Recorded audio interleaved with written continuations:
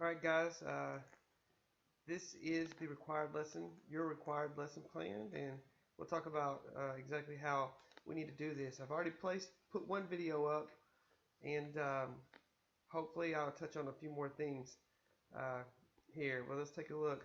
Here is your required lesson plan format. This is number one. You have to use the required lesson plan format.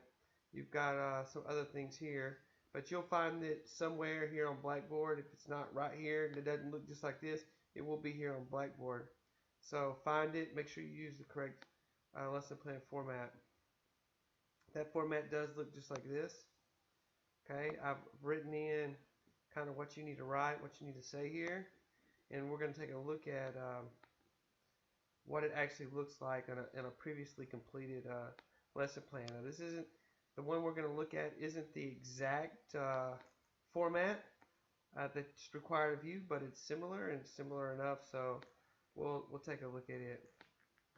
All right. So let's take a look at that format here. Okay. And I'm not saying this is a perfect one, but it's good enough. Certainly good enough to pass. Alright, so we have our unit here, and our unit is baseball in this lesson plan. Everyone, all of you guys are making a mistake on psychomotor.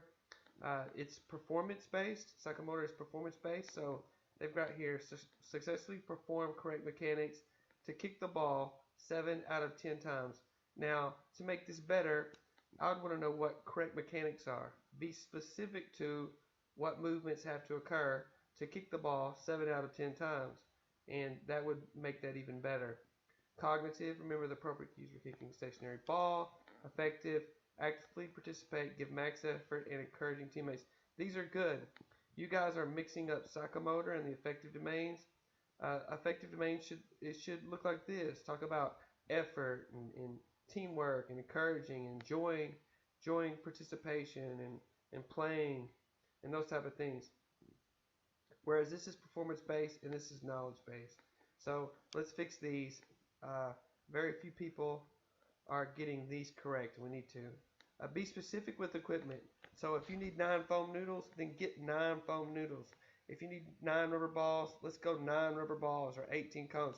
Let's don't put noodles, masking tape, and rubber balls. We got to be specific. Exactly how many do we need? And a lot of times we need 1 foam noodle for every student in class, or 1 foam noodle for every 2 students in class. Let's be specific about that. Our cues: ready, aim, and fire. Alright, so we can teach around these words, and we can teach around these cues. Short, simple, and memorable. If we can make them even more memorable and more specific to this, great. Let's do it. Let's get creative and have short, simple cues. On your required lesson plan format, you have 2 boxes here. So you have cues for skill 1 and for skill 2. You need to have a list of cues right here for skill 1 and a list of cues for skill 2. You have 2 activities. 1 activity, 2 activities. Alright, you have to have 2 activities, 2 set of cues, and they have to be different cues, both short, both memorable. Alright, so right here, class organization. He's got and for you guys, you're gonna have an organization, and you're probably gonna have a diagram here of how the class is supposed to look when you walk into the gym. All right, that's for you guys. It's a little this format's a little bit different, but similar. So this person says, when I say horseshoe, students will form around in a U shape, sitting quietly and listening for further instructions. Alright, so this is good. It's specific. They're going to say horseshoe. For you guys, I really want to see something very specific, something very planned for when you enter the classroom. I want to see sitting spots. I want you to draw the sitting spots here. Alright, I want it to show that these are the students where they're sitting. This is the gymnasium. I want to see a full gym. And let's take a look if I've got another one that kind of looks more gym-like here. All right, so this is not bad, but I would like to see an arrow that says this is gym, this is the gym door. All right, these are sitting spots. You might have color lines here. All right, I need to know where they're actually sitting in the gym, and you need to diagram that and make sure it's very clear. This is not even this is not perfect. This is mediocre. All right here. This is 70%. This is not 100%. All right, but this is better than what a lot of you guys are doing. All right, so this is not bad. Where are they sitting in the gym? Are there sitting spots? Gotta have a plan. I want to see a plan. All right. So on this particular plan, we went straight to an activity 1 diagram. This is not a bad diagram. The students are here. It looks like they've got 2 groups, something like that, and we're going to read about it down here. All right, in the procedures. So I can look at the diagram, and then these procedures should explain what's going on with the activity. And it looks like there's some rotation going on from this group to this group to this group, and we can read about that here. All right, so here under procedures, they're going to line up in teams of 3. They'll start as scorers. The others will start as defenders. Defenders will spread out in a square. Zones that are 3 feet by 3 feet marked with tape. Scorers will be in the center triangle. When I say go, scorers begin kicking the ball. Each ball that lands in the defender's square area scores 1 point. So they're just going to kick. Looks like they're just going to kick balls and try to get them to the areas. These might be the defenders. They're going to try to keep balls out. Defenders will be equipped with foam noodles. When the ball is kicked, the defenders can swing the noodle in an attempt to knock. So this is a really good description of how this activity is supposed to work, and that's what you put in procedures. How does this work? Here's the diagram of what the classroom is supposed to look like. Could he make this better? Yes, we could draw a gym, a big box around it, show the gym, and where they're actually set up in the gymnasium. That might be a little bit better, but it's overall pretty good. Your diagrams are not like this. They're not good enough. You guys are messing up your diagrams. The biggest points where you're going to lose is right here, procedures and your instruction in your teaching. All right? So instruction is exactly that. It's teaching. Notice, let's see, where are they at? Procedures, instruction, teaching. How come I'm not seeing it? What page? What page is that?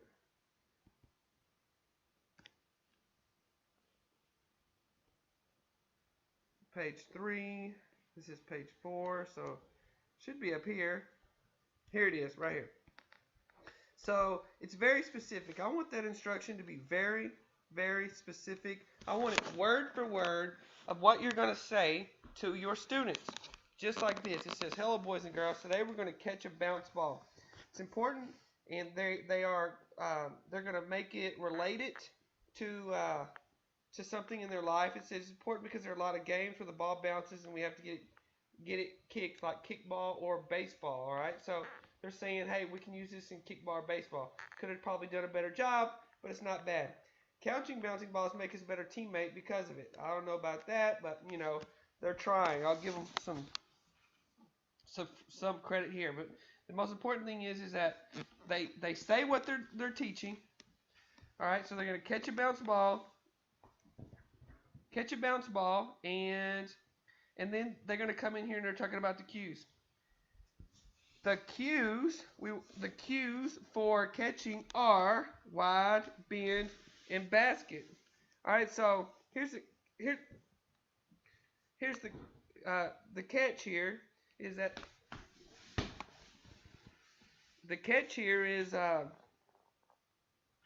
that I'm noticing right off the bat is they went cues, wide, bend, and basket. Let's see what our list of cues were here.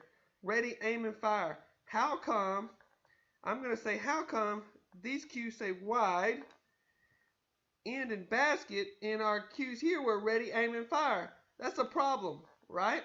Because we should be teaching ready, aim, and fire here if that's our cues. So there's definitely something wrong, something going on with this lesson plan.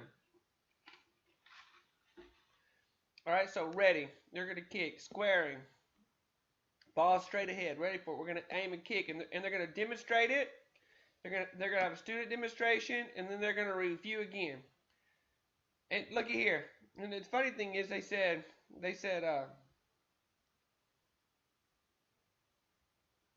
they actually come in to here, where that? How come it says ready, aim, and fire here? This is important because it's a lot of football. If you get a good sport, so cues will be. We will go. How come I'm looking at? Oh, okay. I see what happened. This is on page 2.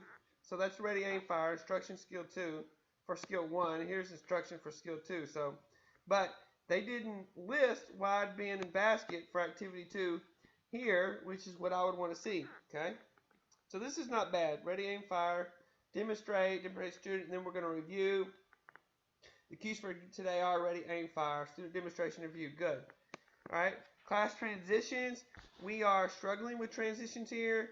They say, when I say go, and that's something that you guys should probably get used to saying, because you want them to know when you're going to say go, and you're going to start off and say, well, when I say go, I'd like everyone to line up single file with their backs against the wall. Go. But you're probably going to want to give them more instructions about what's going to happen before you say go, and that would make this not very clear. So you might say, when I say go, I'd like everyone to stand up single file line with their backs against the wall. Once we get to the wall, we're going to do this, this, and this, and this. All right, ready, go. But the funny thing about this wall is you might not need the wall. They might just need to say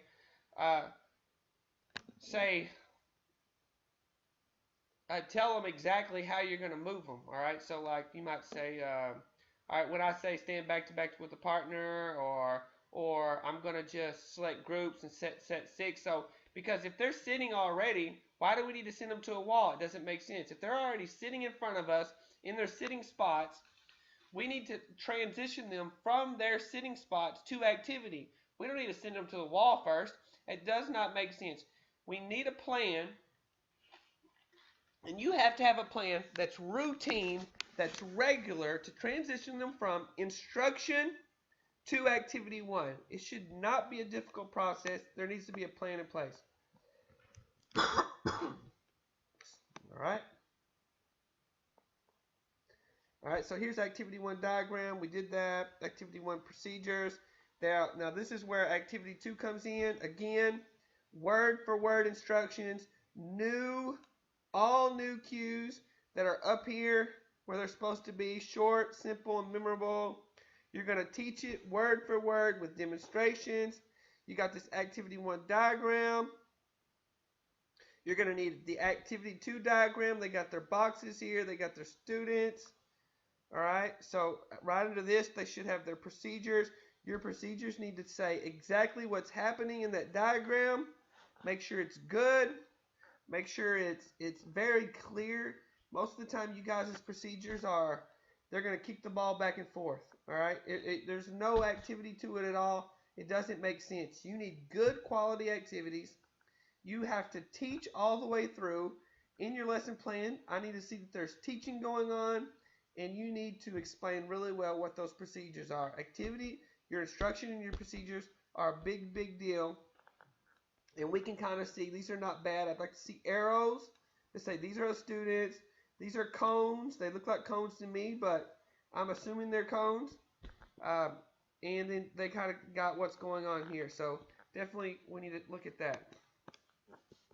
So better diagrams, better transitions, better instruction, better procedures.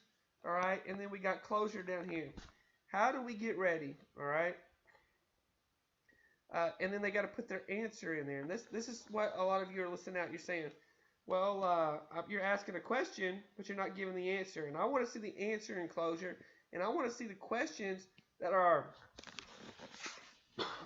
directly related to what you taught. If you didn't teach it, then you don't ask about it. Okay? If you did not teach it, you don't ask about it. This is for what you taught. What is important? It needs to be very specific to what you taught and how you do it. It says, how do we aim? All right, so that's fine. How do we call it when we bring our foot back forward and kick the ball? Fire. Okay. How do we get ready? Square in front of the ball. So these are instances that he actually, or this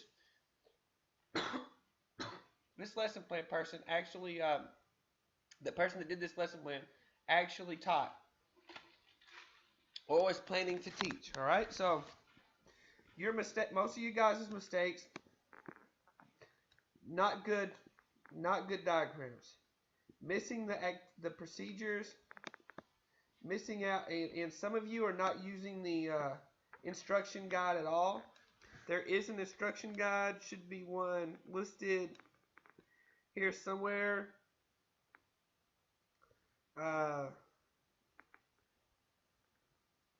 Maybe here, and under important information here, or under somewhere, you're going to have there were some videos. It's not there, not important video. Let's see. Attendance and assignments could be here. There's some other videos, practice plan videos. Make sure you watch any videos that are posted. Those are in there. And I'll make sure you guys are able to find the lesson plan or the guide. All right. Let's see if I actually have the guide on this required lesson plan here. Class organization. Here it is right here. Introduce the skill to be learned. Relate the skill, how it is to everyday life. Teach the cues. And you don't necessarily need to number it here. Just write it straight out. Today we are learning the forearm pass. The forearm pass is used on, you might see is used in the game of volleyball, and you might see the game of volleyball on a beach, or you might see it at church, or you might see it out on the playground. The cues for the forearm pass are blank, blank, blank. All right, and then you're going to demonstrate it. Then you're going to have a student demonstration, and you can just write that in there. And make sure all the students understand what they've been taught before you send them out to activities. All right, post this. Then you'll go down here and you'll explain your procedures. Okay, so follow this guide and make it word for word, just like that other lesson plan. Class transitions. Have a plan for transitioning. There's lots of different ways you can transition and move students. Back to back with a partner. Use colors. Sitting down, standing up, lots of creative ways. You can Google it and get online, but I want to see what good ways to transition. And it may be blowing your duck call like I like to use, or some other kind of instrument, or stopping the music or playing the music. All right, so use that. Find good transition ways, and you need to have a plan that you use to transition all the time. And I want to be able to see it in your plan, that you have in your lesson plan, that you have a good plan that you're going to use all the time. All right. If you have more questions about this lesson plan, ask in class. But the main thing you need to do is resubmit, and keep resubmitting. All right, until you get at least 70% on these lesson plans. All right. So let me know. I'm going to, I'm going to look over your lesson plan. I'm going to decide if it's 70% or not. I'm going to score it.